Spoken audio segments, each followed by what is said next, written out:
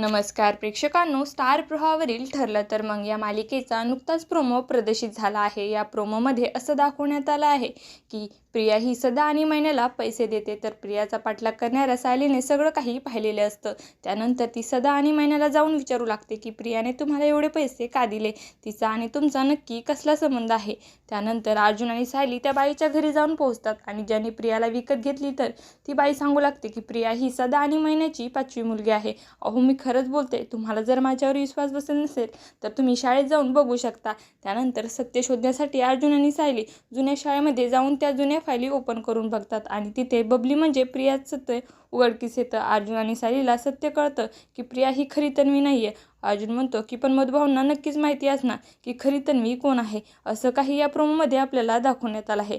तुम्हाला जर आपला व्हिडिओ आवडला असेल तर चॅनलला लाईक, शेअर आणि सबस्क्राईब करायला विसरू नका। धन्यवाद।